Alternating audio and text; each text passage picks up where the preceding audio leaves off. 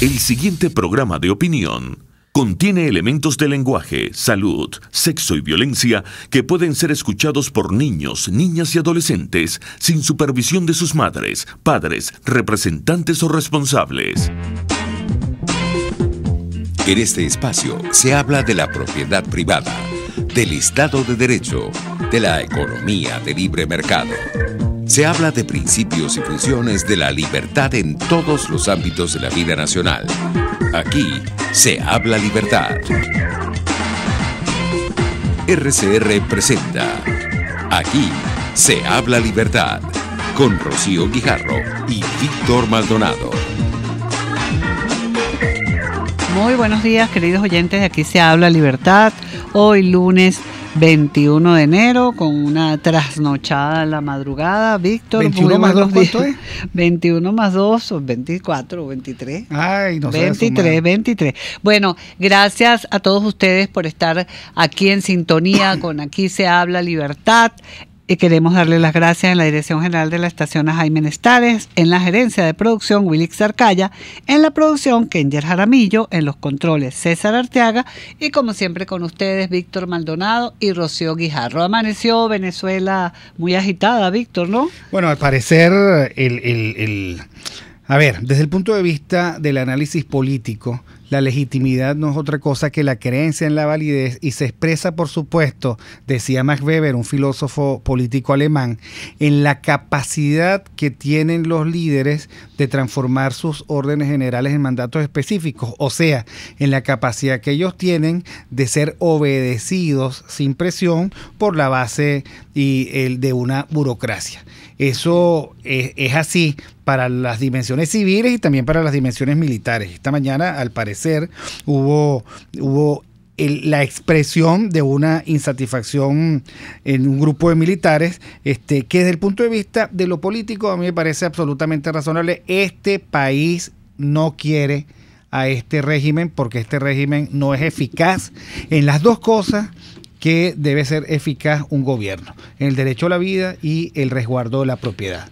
Cuando tú ni garantizas la vida ni resguardas la propiedad, pues entonces empieza a haber manifestaciones de insatisfacción creciente. Ha ocurrido más de una vez, Rocío, y como decía, no me gusta citarlo, pero lo decía Carlos Marx en el libro El 18 Brumario de Luis Bonaparte, la gente o los países que no saben su historia están condenados a repetirlo, algunas veces como farsa y otras veces como tragedia. Y para nosotros tratar de evitar este círculo perverso de farsas y tragedias, yo creo que vale la pena recordar qué pasó el 23 de enero de 1958. Sí, y los venezolanos tenemos la suerte de que todavía contamos con alguien que lo vivió y lo vivió en roles protagónicos, Enrique Aristeguieta Gramco. Bienvenido, doctor Aristeguieta, ¿cómo está? Bienvenido, doctor Aristeguieta. Hola, ¿qué tal? ¿Está copiando bien? Perfectamente. Sí, lo escuchamos perfectamente. Claramente lo escuchamos. Doctor, ¿qué nos puede contar? ¿Qué ocurrió entre diciembre del 57 y enero del 58? Bueno, en diciembre del 57 se realizó un supuesto plebiscito convocado por Pérez Jiménez, urdido por los políticos que rodeaban a Pérez Jiménez. En vez de ir a una elección como estaba previsto en la propia constitución de ellos, con presencia de varios candidatos, una elección de presidente normal, Pérez Jiménez se presentó al Congreso, pidió un derecho de palabra y se presentó al Congreso y presentó un proyecto de ley de plebiscito que en lugar de convocar unas elecciones y realizar elecciones, las sustituía por un plebiscito que era, por supuesto, una cosa fuera de la Constitución y que estaba, de más está decirlo, amañado. Entonces la gente fue convocada a votar, la gente no concurrió, solamente los empleados públicos bajo amenaza, y dieron unas cifras que ya están, ahí no se contaron los votos ni pasó nada, se votaba con dos tarjetas, una tarjeta azul y una tarjeta roja. La tarjeta azul era para reelegir a Pérez Jiménez por 5 años más y aprobar unas listas que él había presentado para senadores, diputados, legisladores y concejales. Y la tarjeta roja era pues para supuestamente rechazar ese planteamiento. Ahí no se contaron los votos, ahí no fue nadie a votar, fueron los empleados públicos. Además se le dio el voto a los extranjeros, cosa que trajo cierta incomodidad y cierta molestia después con los extranjeros que habían ido, en su mayor parte italianos, estimulados por el embajador de Italia, que era Ficha Afecta al Reina. Bueno, eso fue una bofetada. Contra esta idea que había levantado la universidad el 11 de noviembre, el 21 de noviembre, yo participé también en esos sucesos, rechazando pues la farsa del régimen y la violación de la Constitución. Y bueno, pasó que el plebiscito supuestamente se realizó, hubo un simulacro, ganó Pérez Jiménez el simulacro, y entonces nada, parecía que todo estaba ya resuelto por 5 años más. Al extremo que el 31 de diciembre, pues él da su recepción de fin de año en Miraflores para los ministros, los miembros del Ejecutivo, personalidades allegadas al régimen, los representantes diplomáticos. Pero sorpresivamente, el 1 de enero, pocas horas después de que se había terminado ese agasajo de fin de año, la aviación se insurrecciona y bombardea y ametralla el Palacio de Miraflores y la sede de la Seguridad Nacional, que era la policía del régimen, y se le une una columna de tanques que manda el gobierno hacia Maracay a someter a los aviadores insurreccionados. Esa columna se le voltea al régimen y decide ir a encontrarse con los alzados para formar causa común con ellos. Resultado, pues, que ese alzamiento fracasa porque no hay. Primero, esa columna de tanques debió haber regresado a Caracas a hacer el complemento de lo que la aviación ya había hecho en la mañana. Pero total, el alzamiento fracasó, fueron arrestados algunos oficiales, un grupo de los aviadores se fueron al exterior, previsiblemente, pues, para evitar ser arrestados y maltratados por el gobierno. Y bueno, el país aparentemente, pues, Pérez Jiménez apareció en la televisión muy ufano, pues, habiendo sometido al alzamiento. Ese alzamiento lo comandó en Maracay el mayor Martín Parada, que era el piloto del presidente y que había estado en el agasajo de fin de año en Miraflores. Bueno, así cosa, eso ya le demuestra a la nación entera que las Fuerzas Armadas no están monolíticamente unidas en torno al presidente. Y los sectores que estamos trabajando para un cambio de gobierno, en base pues al fraude cometido, por causa del fraude cometido, nos dimos cuenta que la población había perdido el miedo y que empezábamos a tener eco y resonancia en todos los sectores, tanto sus intelectuales como patronales, obreros, en todas partes. Ahora, doctor, el mes de enero comienza y entonces el día 9 de enero el ex jefe de Estado Mayor General, que era un organismo que existía y controlaba prácticamente todas las Fuerzas Armadas, es un compadre de Pérez Jiménez, el general Rómulo Fernández, se le presenta a Pérez Jiménez en Miraflores con una especie de pliego de la oficialidad del alto mando, donde le dice: mire, usted, lo combinamos a que haga un gobierno militar para consolidar la situación. En el fondo era pues una insurrección contra Pérez Jiménez. Pérez Jiménez aparentemente cede, nombró un gabinete de militares, inclusive el ministro de Educación lo desempeñó entonces un militar conocido no propiamente por sus luces. Y eso comienza a revolver todavía más el ambiente, porque demuestra que Pérez Jiménez ha sido presionado y obligado por su propia gente, por su propio compadre, el general Rómulo Fernández, a quien él designó como ministro de la Defensa. Así las cosas, Pérez Jiménez, sin embargo, no se queda con eso, y el día 13 de enero,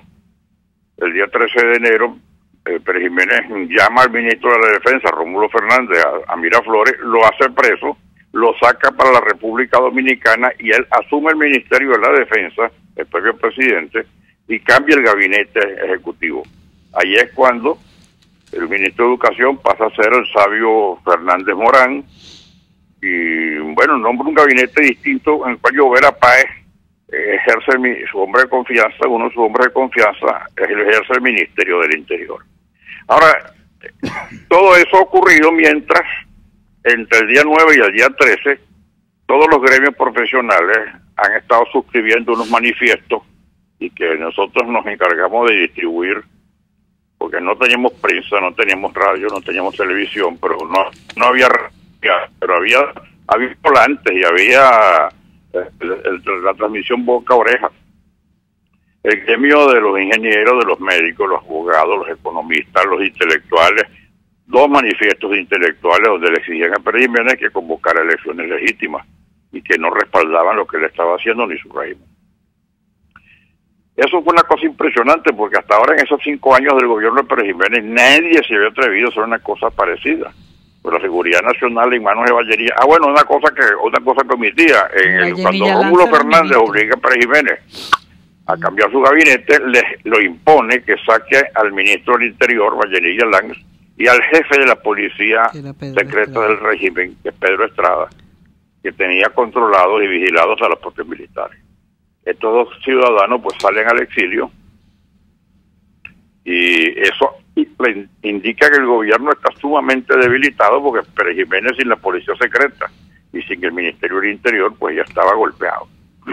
No obstante, volvemos otra vez al relato, Pérez Jiménez da el contragolpe el 13 de enero, pero ya la gente se ha decidido pues tomar la calle y manifestar su repudio al régimen y esta jugada de Pérez Jiménez lo que demuestra es que todavía está más débil todavía porque no confía en un gabinete militar que le han impuesto.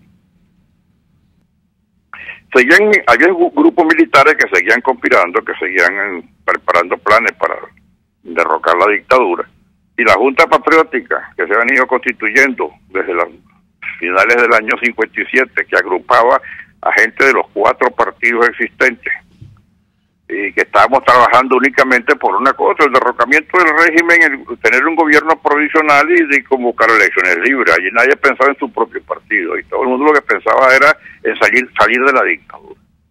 Bueno, la Junta Patriótica había logrado calar en el ánimo popular porque veníamos sacando manifiestos concientizando a la gente. Nadie sabía quién integraba la Junta Patriótica. Yo mismo oía los comentarios y bueno, se tejían pues las hipótesis más disparatadas. Nadie sabía quién la integraban. Eso fue una gran ventaja para nosotros que éramos activistas con carnet de partido. Además, en el propio sector militar había todavía mucha resistencia hacia el Partido Comunista y Acción Democrática, que formaban parte de la Junta Patriótica. El Partido Comunista en esa época jugaba la carta de la democracia. Y bueno, así las cosas, pues, de repente, una tarde nosotros recibimos un llamado mejor dicho, tenemos unos enlaces con los militares, pues, por decirlo así. Y ya por ahí el día, no recuerdo si fue el día 18 o 21 de enero, o 18 o 19 de enero, recibimos la comunicación por parte del grupo militar que estaba trabajando en una nueva subversión, que tendríamos que nos pedían que hiciéramos un paro general para el día lunes 21 de enero. Esto produjo dudas y una conversación, una discusión entre los 4 miembros de la Junta, porque había algunos que creían que era imposible en un plazo que no era más de 48 o 72 horas poder preparar la población para hacer un paro general. Sin embargo, la cosa no era para discutir, sino o lo tomábamos o lo dejábamos, y decidimos tomarlo, y entonces nos dispusimos con todos los grupos que teníamos contacto dentro del campo civil, los estudiantes, los sindicalistas, los comerciantes, y los mismos militantes y simpatizantes de los partidos a preparar ese paro general que se efectuó el día 21 de diciembre de enero a partir de las 12 del día. Doctor Aristilleta. Bueno, debo decir que la iglesia ha estado del lado nuestro en todo ese tiempo, y a las 12 del día suenan las campanas de todas las iglesias de Caracas, todos los automóviles tocaron en la bocina, y bajaron los cerros, y bajaron gente de todas partes a tomar la ciudad, y se cerraron todos los negocios, todas las fábricas, Hubo unos combates muy fuertes contra la policía del municipal. La Guardia Nacional no intervino, más nadie intervino sino la policía, con un saldo pues de varios muertos y varios heridos. Doctor. Pero Caracas era una ciudad muerta. Doctor Aristilleta, me parece que estamos en el momento crucial de un relato muy importante para todos los venezolanos. Yo le voy a pedir que se quede en línea, nosotros vamos a un corte y ya regresamos con usted. Aquí se habla Libertad, esta vez con la grata presencia del doctor Enrique Aristilleta Gramco, que nos está relatando qué fue el 23 de enero de 1958. Aquí se debaten temas de interés nacional e internacional. Aquí se habla Libertad, con Rocío Guijarro y Víctor Maldonado. Solo por rcr.tv, la radio que se ve. Sintonícenos a través de Periscope, @RCR750, la radio que se ve. En Cauchera Fran Luis tienen neumáticos nacionales e importados en todas las medidas, pero también montura, alineación, balanceo, amortiguadores, rines, frenos, mecánica ligera, todo con tecnología de punta. Bajando por la avenida Baral, al final, después de la estación de servicios y al lado del banco, teléfono 0412-815-6712. Cauchera Fran Luis, tu mejor opción. Ideas para alcanzar un país con libertad económica, democracia política y seguridad jurídica. Aquí se habla Libertad, con Rocío Guijarro y Víctor Maldonado. Solo por rcr.tv, la radio que se ve. Bueno, vamos con el doctor Enrique Aristilleta Gramco. Estábamos precisamente en el momento de la huelga general y la represión de la policía municipal. Y decían que Caracas estaba muerta y la policía echando tiros. ¿Es así, doctor Aristilleta? Es así, la ciudad, bueno, se convirtió en una ciudad fantasma. Nosotros esperábamos, en base a lo conversado pues con los oficiales comprometidos, que esta noche iba a estallar el pueblo. Ahora, nuestra sorpresa fue muy grande cuando pasó esa noche y no ocurrió absolutamente nada. Entonces, a cosa de golpe de 10 de la mañana, logramos reunirnos los 4 integrantes de la Junta para saber, bueno, qué es lo que, para cruzar ideas y analizar lo que había pasado. Cada uno estaba enconchado. En esa época era muy difícil comunicarse. A duras penas conseguimos reunirnos en la Plaza Aristides Rojas, que está allí en la avenida Andrés Bello, a golpe de 10 de la mañana. Ninguno de nosotros tenía noticias que nos explicara por qué el movimiento no había estallado. Y bueno, en ese ambiente y en esa creencia decidimos más bien hacia el final de la semana o el día jueves llamar a la gente que se reincorporara al trabajo para que no nos quebraran la huelga, y decir que había sido un ensayo, que después vendrían otros acontecimientos, esperando pues a ver qué más podía pasar, pero que no fuera el gobierno a parecer como el que estaba quebrando la huelga.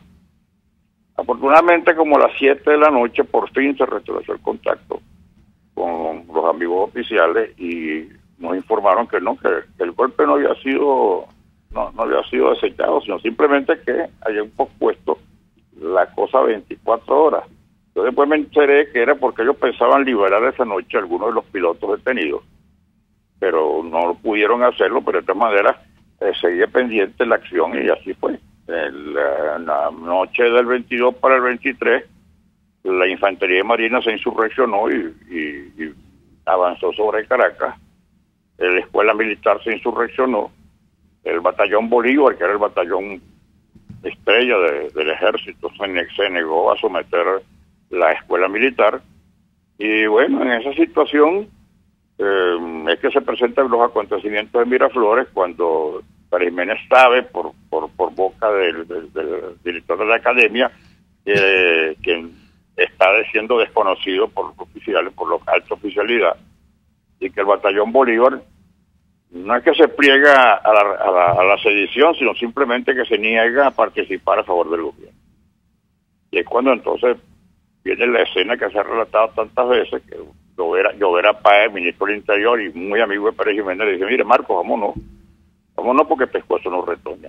Y ahí es cuando decide entonces irse. Pérez Jiménez aconseja la constitución de una junta militar y bueno, se va a su casa, recoge unos trastos, unas maletas y se va a la Carlota y en el avión presidencial, que era un Douglas llamado la Vaca Sagrada, junto con Dovera y otros cuantos allegados, sale también y se va para Santo Domingo, República Dominicana, donde él había enviado al general Fernández.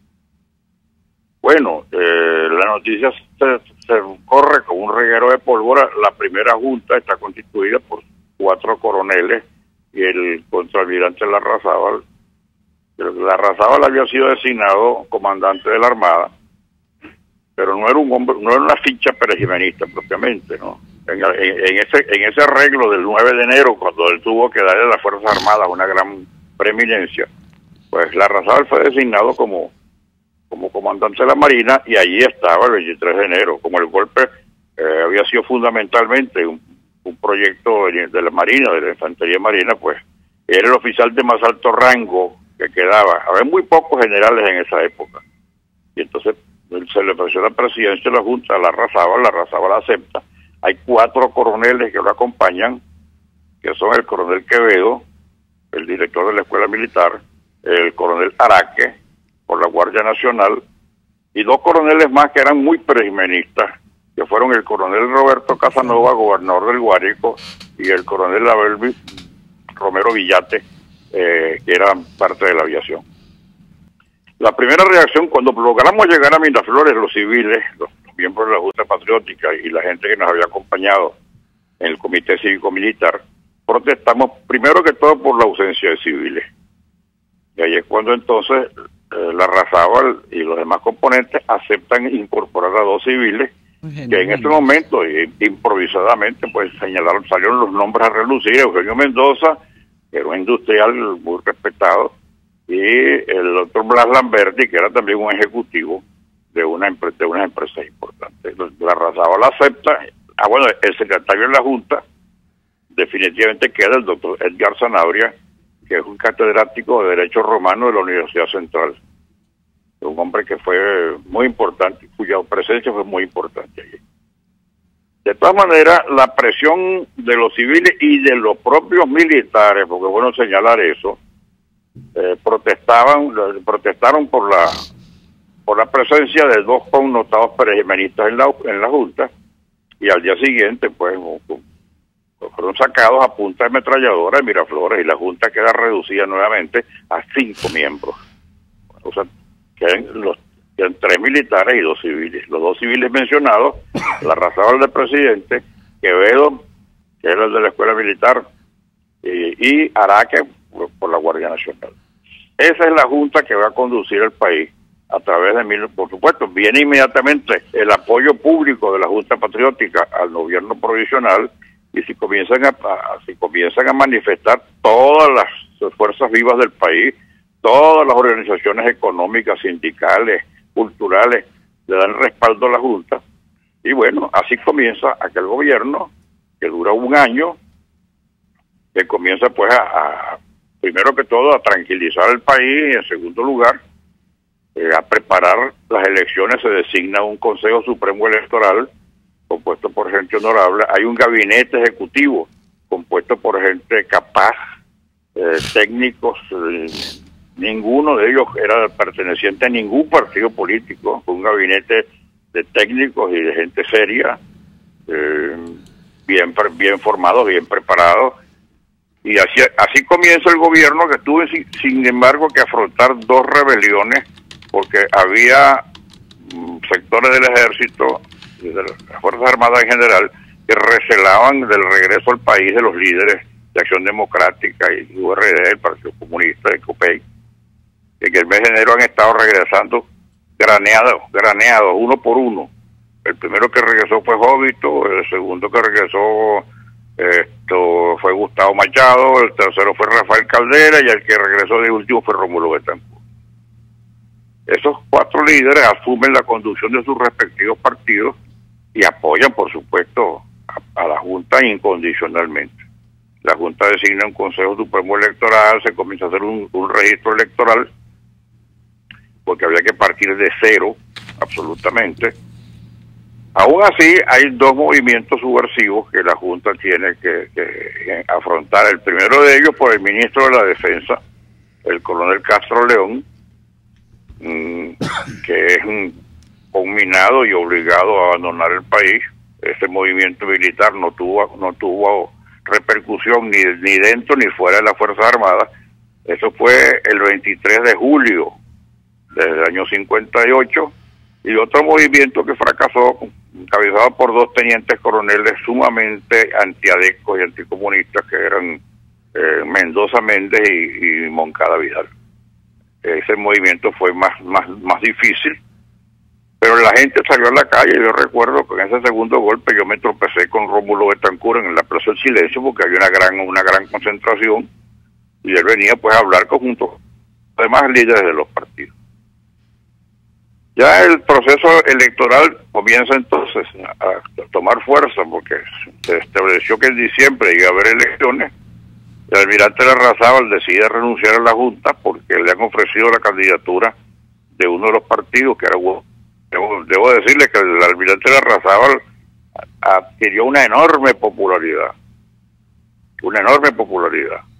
Y bueno, tuvo la decencia, el gesto democrático, de renunciar a la presidencia, renunciar a la Junta e integrarse a su campaña electoral. Entonces fue sustituido por Edgar Sanabria, que había pasado primero de ser secretario a miembro de la Junta cuando renunciaron Lamberti y Mendoza, y luego pasó a ser presidente de la Junta, y es quien conduce pues el país y el gobierno a las elecciones que se celebran en diciembre, a comienzo de diciembre de ese año. Bueno, muchísimas gracias, Betancourt, doctor Aristigueta. Cuando perdió todos los estados del centro, que los ganó Larrazábal, las grandes ciudades las gana Larrazábal, pero Acción Democrática se impone por su votación sólida en el resto del país y en los mismos centros urbanos. Y bueno, había muchos recelos contra Betancourt en muchos sectores, inclusive todavía Fuerzas Armadas, pero la Junta de Gobierno dispone lo necesario para que él se pueda juramentar como presidente constitucional, cosa que ocurre el 13 de febrero de 1958. Muchísimas gracias, doctor Enrique Aristigueta Gramco, un protagonista por esta clase magistral que todos los oyentes de RCR le agradecen muchísimo. Bueno, estaremos en contacto para que sigamos conversando. Yo creo que qué bueno que usted, como protagonista de esa época, todavía lo pueda contar a estas generaciones, porque efectivamente cuando uno desconoce su historia está condenado a repetirla. Muchísimas gracias y nosotros vamos al corte. Aquí se debaten temas de interés nacional e internacional. Aquí se habla libertad, con Rocío Guijarro y Víctor Maldonado. Solo por rcr.tv, la radio que se ve. Puedes seguirnos en nuestras redes sociales. En Twitter, @RCR750, la radio que se ve. Informe RCR presenta titulares. Juan Guaidó, presidente de la Asamblea Nacional, se comprometió a brindar todas las garantías necesarias a los miembros de la Fuerza Armada Nacional que contribuyan con la restitución del hilo constitucional en Venezuela. El embajador Emilio Figueredo, presidente editor de la página web analítica.com, llamó a manejarse con prudencia y no perder el rumbo del principal objetivo en este momento, que es la movilización pautada por la oposición para el próximo 23 de enero.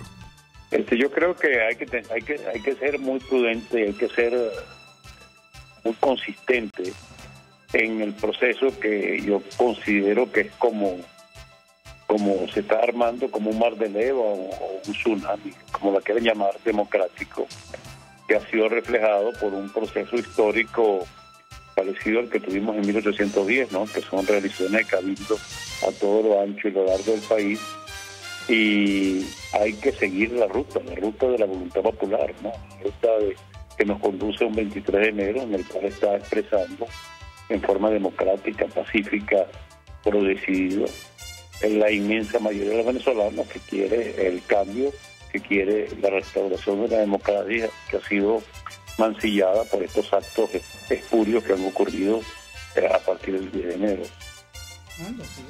Ecuador pedirá antecedentes penales apostillados a venezolanos desde este lunes. Fedenaga afirma que el precio de la carne de res seguirá en aumento durante los próximos meses. En internacionales, en Estados Unidos, el líder de los republicanos en el Senado anunció que esta semana tomará a consideración la propuesta del presidente Donald Trump para poner fin al cierre parcial del gobierno. Y en los deportes, en el béisbol profesional, mañana martes arrancará en Barquisimeto la serie final de esta temporada entre Leones del Caracas y Cardenales de Lara. 11:32. Continúen con Aquí se habla libertad.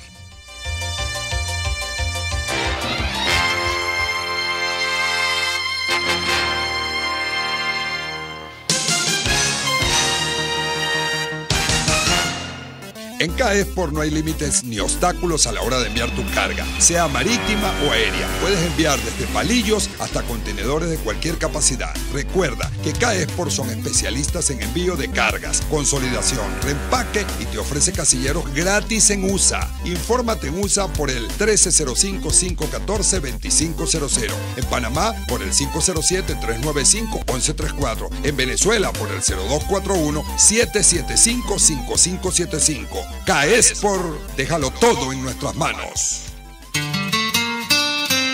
RCR 750 AM, porque lo bueno une. Usted está escuchando Aquí se habla libertad con Rocío Guijarro y Víctor Maldonado. Síganos en Twitter y Periscope @RCR750. La radio que se ve. Debatamos sobre la libertad. Y debatamos sobre la libertad. También tenemos un invitado especial, Víctor, también para hablar de cómo la ciudadanía y el comportamiento de la participación ciudadana fue también fundamental para el derrocamiento de Marcos Pérez Jiménez el 23 de enero de 1958. Ahí se alinearon todos los astros, creo yo, Víctor, porque primero pues fueron los mismos militares, la aviación, como bien contaba el doctor Aristigueta Granco, que surcaron los cielos de Venezuela con los aviones, que dejó a todo el mundo asombrado y un poco asustado. Y después, bueno, Pérez Jiménez logró controlar eso, pero después se fueron alineando todas las fuerzas vivas del país, como él decía, la iglesia. También hubo una serie de comunicados, como él bien decía, de todos los cuerpos colegiados, intelectuales, etcétera, que el otro día una persona me comentaba que por qué aquí no se había hecho eso. Pues sí se ha hecho. Lo que pasa es que en este momento hay mucho bloqueo. Bueno, lo que pasa también es que sin quitarle mérito al 23 de enero del 58, una cosa es luchar contra una dictadura de ese momento y otra cosa es tratar de encarar y afrontar un régimen totalitario de corte comunista. Tiene más dificultad. Claro, y hay más temor. Y además más temor. Petroestado. Pero está Eric con nosotros. Eric, bienvenido. Eric del Búfalo. Buenos días, ¿cómo están? Saludos a todos los oyentes. Muchísimas gracias, Eric. Danos la valoración de este momento político y social que vivimos todos aquí en Venezuela. Lo primero que tengo que decir es que estamos en lo que muchos politólogos llaman un momentum, es decir, un periodo breve de tiempo donde se abre una ventana de posibilidades, pero que esa ventana de posibilidades no dura mucho, dura unos días. Y creo que estamos viviendo unos días críticos, muy críticos para el país, donde la gente que está en responsabilidades públicas y políticas, especialmente Juan Guaidó, tiene que asumir su momento. Esa es mi visión, lo digo así. Todos, civiles y militares, pero sobre todo aquellos que ocupan una responsabilidad que ellos mismos buscaron y eligieron. Así es, porque mientras el momentum, que es eso, digamos, el fuerza potencial, si ese momentum no se usa, bueno, tenemos que ver lo que está diciendo la Sala Constitucional, que ellos del TSJ, que no es legítimo, que ellos dicen que ese nombramiento de la Junta Directiva de la Asamblea Nacional es írrito y por lo tanto no lo van a reconocer. Sí, que van a reconocer es la del 2016. Bueno, ellos reconocen finalmente lo que les conviene. Ahora, ellos también viven una especie de burbuja argumental. en donde eso solo funciona si ellos tienen fuerza y algo de legitimidad. ¿Qué opinas tú, Eric? Exactamente, eso no son instituciones reales, son instituciones que usurpan poderes legítimos de una república que en este momento no existe. Entonces todo lo que ellos puedan decir se basa nada más en la fuerza, digamos, de facto, en la fuerza, en la violencia. Entonces no hay que tomarlos en serio desde el punto de vista institucional. Claro, hay que desconocerlos, de hecho, hay que desconocerlos como claro, institución. esta es una decisión más de un régimen de facto. Exactamente. El que se quiere a veces disfrazar de él. Por eso es que yo no sé qué opinas tú, Eric, pero los momentos políticos analizados desde la arista jurídica terminan haciéndole daño al país real y por supuesto a los ciudadanos. Evidentemente, es un gran daño es un gran problema que tenemos actualmente. Porque este TCJ es interlocutor de un grupo de abogados que del flanco de la sociedad democrática están interpretando esto como si esto fuese el susceptible de ser interpretado desde el derecho. Como si... Digamos, cualquier interpretación legalista supone que la ley existe. Es decir, esa es la premisa. Y estamos en un momento un poco absurdo porque no hay, digamos, la ley está suspendida, no hay instituciones que la ejerzan en Venezuela. No hay Estado de Derecho. Las que existen están fuera del país y la única que tiene legitimidad es la Asamblea, que tampoco termina de asumir su deber histórico. Entonces vivimos un poco un trato del absurdo en estos días, pero ese absurdo pues está, como decías tú, cargado de posibilidades que hay que hacer valer, porque si se cierra otra vez esta ventana, si se desmoviliza la calle, si no se asume a nivel de alta política lo que tiene que asumirse, que es la juramentación de Guaidó, para que todas las fuerzas alienadas internacionalmente, así como hemos visto esta mañana, potenciales factores a lo interno, se sumen, no ocurrirá nada. Y esa es la urgencia que estamos viviendo, y esa es mi preocupación. Sí, bueno, y cómo la ciudadanía, que en este momento está tan atenta y está muy motivada para salir a la calle el 23 de enero, puede ejercer una participación mucho más activa para que estas cosas no sucedan y para rechazar cualquier pronunciamiento de ese tipo. Bueno, digamos, lo que tiene que hacer la ciudadanía en este momento, para mí, pues, es válido salir a la calle, pero creo que no estamos en un momento de calle, en el sentido de que se juega poco en la calle. Se está jugando sobre todo en la Asamblea Nacional la situación.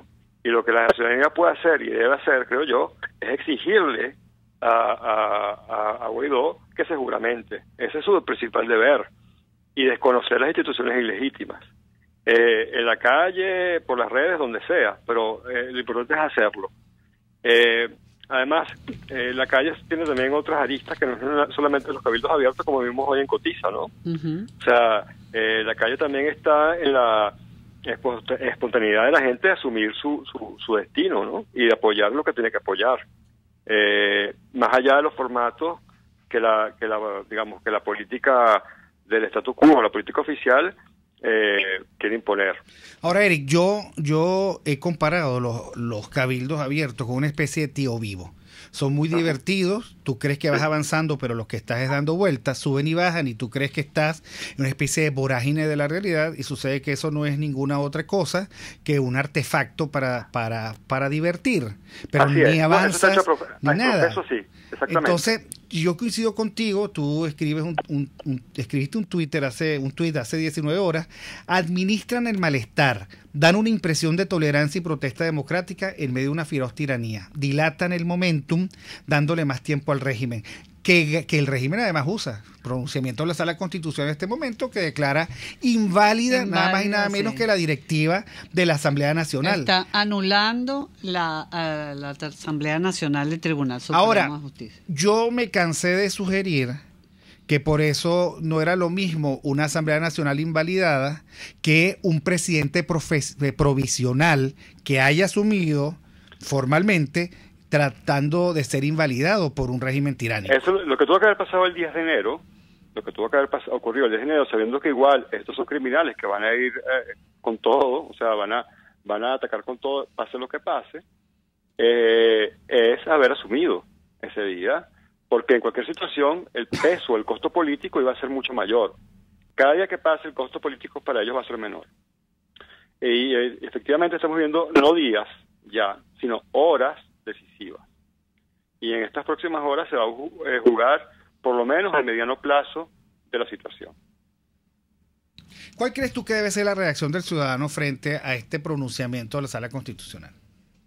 Tú dices a la espuria, Sala Constitucional. Sí, exacto.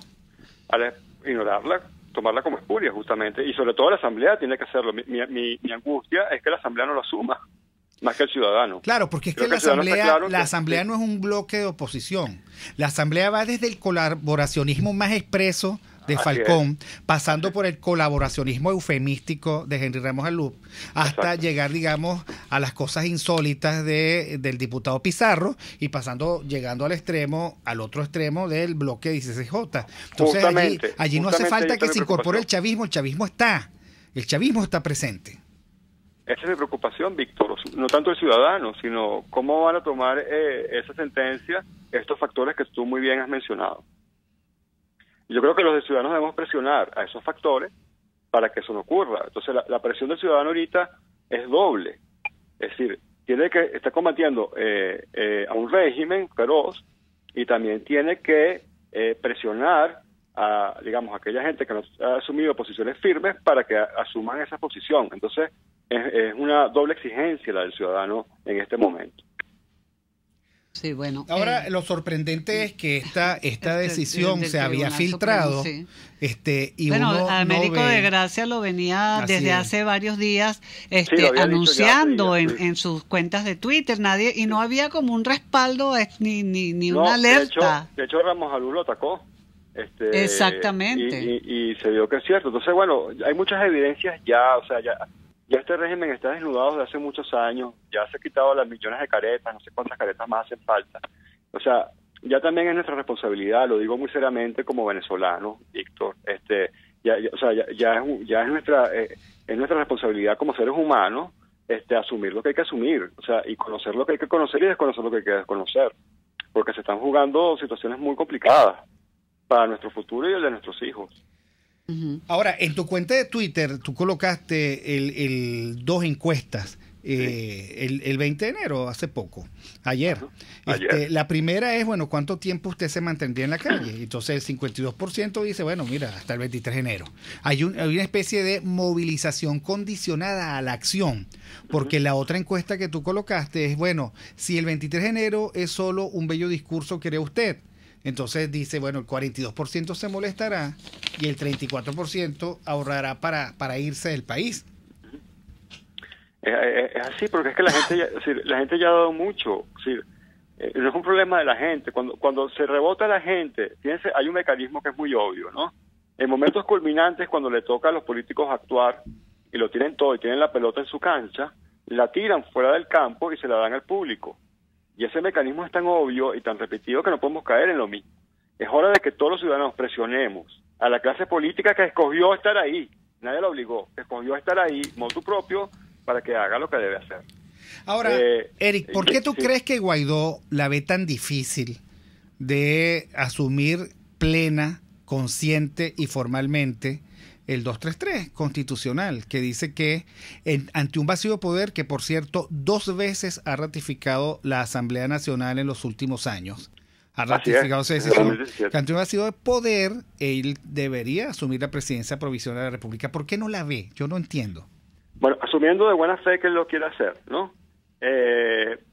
Asumiendo eso, yo creo que el principal problema es el entorno inmediato que tiene.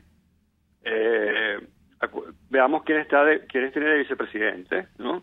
Y tenemos 2 pilares del colaboracionismo venezolano. Tenemos a Zambrano y a Stalin González, ¿no? O sea, está rodeado de víboras, está rodeado de un círculo que no lo va a apoyar. Y no solamente no lo va a apoyar, posiblemente lo traicione, y lo traiciona de un modo terrible. Entonces, evidentemente, él debe tener miedo. O sea, no es fácil. Yo no estoy diciendo que sea fácil estar en sus zapatos. Debe ser muy complicado estar en sus zapatos. Pero él buscó estar en esa situación. No solamente la historia lo puso ahí. Él buscó ser político, él buscó ser diputado, él buscó ser presidente de la Asamblea en esta coyuntura. Y le toca ese deber. Y a los venezolanos nos toca más bien ayudarlo, apoyarlo, Decirle, sabemos que tienes víboras al lado, pero cuenta con el pueblo venezolano. Y tal vez eso ayude, ¿verdad? A lo mejor estoy siendo muy optimista, muy romántico, pero eso es lo que queda, es decir, eso es lo que hay que hacer ahorita. Tenderle la mano como ciudadanía, decirle, sabemos que aquí tienes al lado, pero aquí somos más, y aquí estamos más decididos. Eso está bien, ese mensaje es muy importante. Bueno, hay que actualizar la noticia. Sí. En Dos Pilitas acaban también de anular la ley de ayuda humanitaria que había aprobado la Asamblea Nacional. O sea, están en Dos Pilitas en onda nulificatoria. Ningún parlamento puede asumir la acción del gobierno, es otra de las resoluciones de Dos Pilitas. Bueno, allí tiene razón, porque es que ese invento insólito de haber dicho todos los parlamentarios somos el Poder Ejecutivo me parece, digamos, una forma de correr la arruga muy ordinaria, muy vulgar, la verdad. Aberrante, te voy a pedir, Eric, completamente aberrante. Te voy a pedir, Eric, que te quedes un momento con nosotros. ¿Cómo no? Nosotros vamos al corte y ya regresamos. Aquí se debaten temas de interés nacional e internacional. Aquí se habla libertad con Rocío Guijarro y Víctor Maldonado. Solo por rcr.tv, la radio que se ve. Puedes seguir nuestra programación a través de rcr.tv, la radio que se ve. Las lesiones articulares o musculares son más frecuentes de lo que piensas. La Unidad de Cirugía Articular y Medicina Deportiva, Haroldo Macareño y Guillermo Rangel, cuenta con el mejor equipo de traumatólogos reconocidos por la Sociedad Norteamericana de Artroscopia. Ubícalos en la Policlínica Metropolitana o al 0414-305-8176. Superar tu lesión es nuestro compromiso. En RCR somos vanguardia. Toda la programación de tu RCR también la puedes seguir a través de la internet. Audio y video en tiempo real. Noticias y mucho más. No te pierdas ni un segundo de nuestra programación. No hay excusa ni cadena que valga para que dejes de escucharnos. Ingresa a rcr.tv, la radio que se ve. Ideas para alcanzar un país con libertad económica, democracia política y seguridad jurídica. Aquí se habla libertad. Con Rocío Guijarro y Víctor Maldonado. Solo por rcr.tv, la radio que se ve. Y continuamos con Eric del Búfalo, allí en la línea. Eric, entonces nos estabas hablando de cómo la ciudadanía debe manifestar su apoyo a Guaidó para que entienda que está la gente con él y no con los que le rodean. Así es, Rocío, así es, Víctor, y creo que lo ha hecho gente que ahorita está presa en Fuerte Tiuna, lo podemos hacer nosotros también como ciudadanos civiles, ¿no? O sea, yo creo que ese es nuestro papel histórico ahorita, porque tenemos que comprender cuál es la situación, tenemos que desconocer las autoridades, si todas estas sentencias son absolutamente espurias, son nulas, pero lo más importante no es tanto ahorita lo que venga del régimen, sino lo que o del régimen propiamente dicho, sino lo que está alrededor de Guaidó, que lo tiene capturado en la inacción y más bien lo va a tratar de quemar para que él no asuma su papel. Sí, porque además ese jueguito de vamos a la calle y entonces habla uno, habla otro, o sea, esa especie de gran calistenia discursiva, eso no llega para ningún lado. Yo creo que ha llegado el momento de la eficacia, ¿no? Así es. Y la eficacia es tomar decisiones, y las decisiones no son, se toman en la calle en un cabildo abierto, se toman donde se tienen que tomar, y en este caso la principal decisión, yo diría la decisión histórica, está en manos de un joven de 35 años, que tiene todavía posibilidades de decidir cuál puede ser su futuro y el futuro de la nación. Ahora, interesante es la reacción, por ejemplo, de Cotiza, ¿no? Uh-huh. Que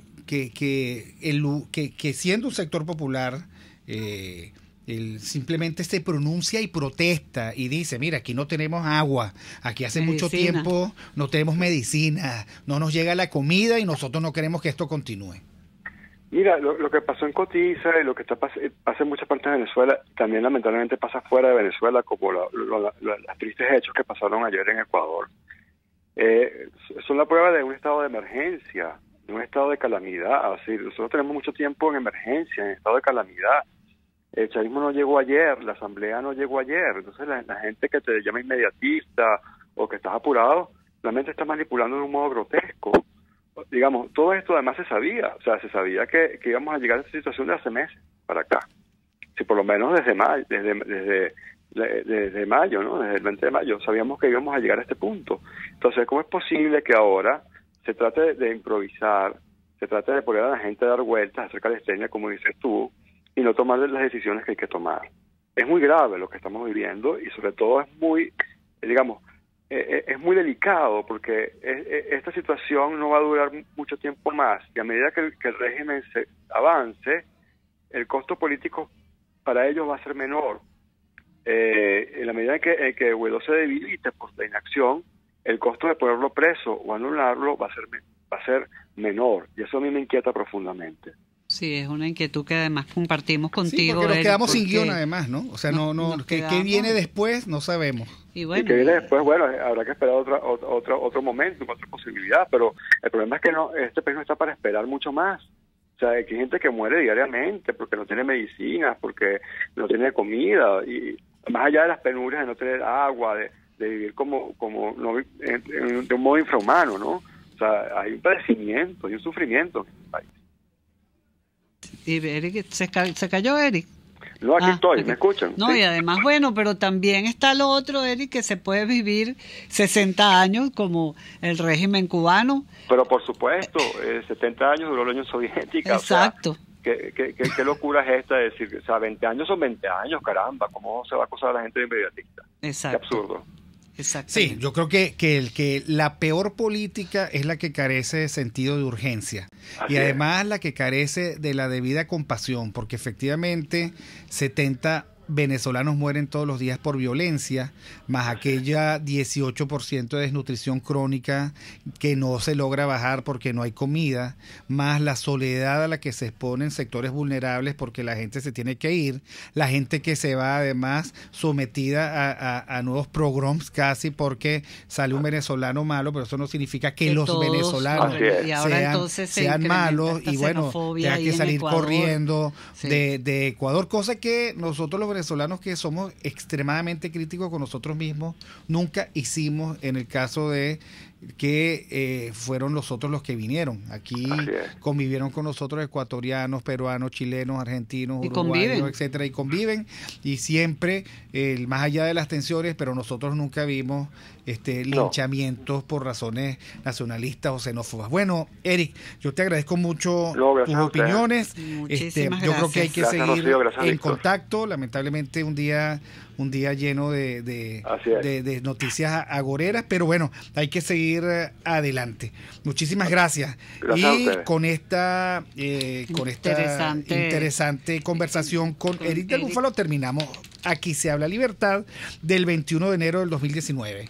En la dirección general de la estación Jaime Nestares, en la gerencia de producción Willy Zarcaya, en la producción Kenger Jaramillo, en los controles César Arteaga y en la conducción, quienes estuvieron con ustedes, Rocío Guijarro y Víctor Maldonado. Nos vemos el miércoles 23 de enero. RCR presentó Aquí se habla libertad con Rocío Guijarro y Víctor Maldonado. Solo por RCR 750 AM y rcr.tv, en Twitter y Periscope, @RCR750, la radio que se ve.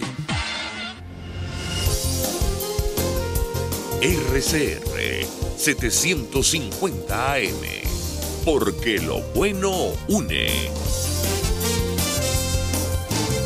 El siguiente espacio educativo está dirigido a niños, niñas y adolescentes. RCR presenta Una Tierra Azul, esa pequeña roca suspendida en el espacio en la cual vivimos.